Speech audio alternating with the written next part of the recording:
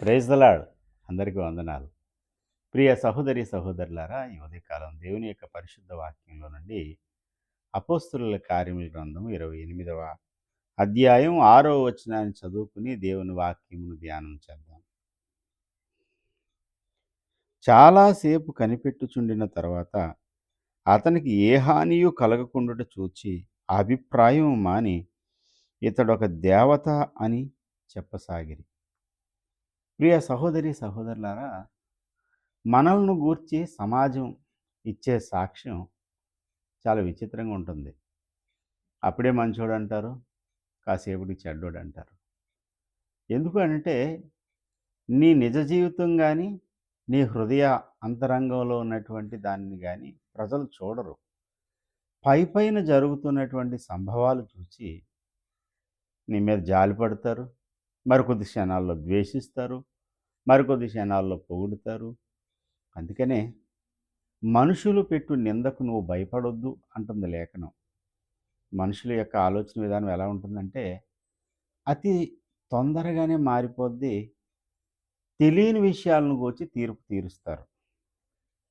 అలాగ అన్యాయంగా అపనిందలు వేసి నిన్ను గాయపరిచినప్పుడు అపోస్తలుడైన పౌలును గాయపరిచారు. దావీదు ఏమన్నాడో తెలుసా? నిందకు నా హృదయము బ్రద్దలాయెను. అవును, నిరాధారమైనటువంటి నిందలు నీ మీద మోపి అన్యాయంగా నిన్ను హింసిస్తున్నప్పుడు, దూషిస్తున్నప్పుడు చాలా వేదన కలుగుతుంది. అయితే ఒక మాట చెప్తున్నాను. మనుషుల యొక్క పొగడ్తలైనా, నిందలైనా, వారి జాలైనా అది ఎంతోసేపు ఉండదు. అది త్వరగానే మారిపోద్ది. పరిస్థితులను బట్టి ప్రజలు మాట్లాడతారు.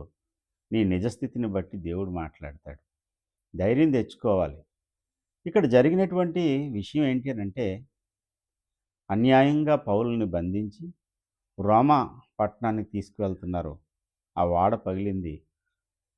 సముద్రంలో నుండి ఏదోలా తప్పించుకుని మెలితే అనే ద్వీపానికి చేరుకున్నారు.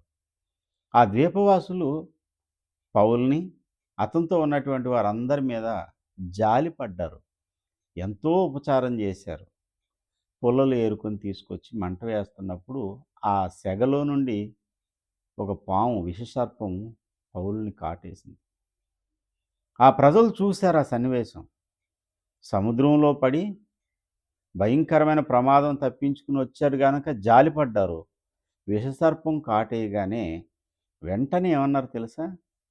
ఇతడు నరహంతకుడు, సముద్రంలో నుండి తప్పించుకున్న న్యాయమాత ఇతన్ని విడిచిపెట్టలేదు అని తీర్పు తీర్చేశారు.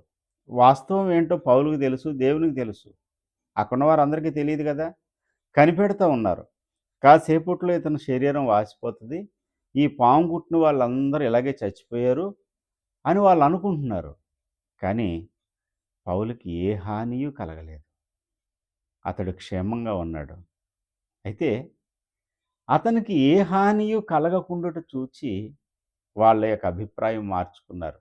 వెంటనే ఏమంటున్నారు తెలుసా?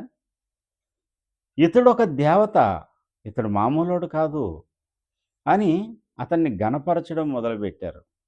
నేను అన్నాను గదా, ప్రజలు జాలిపడినా అది ఎంతోసేపు ఉండదు. ప్రజలు నిన్ను ద్వేషించి నిరాధారమైన నిందలు నీ మీద వేసినా అది ఎంతసేపు ఉండదు.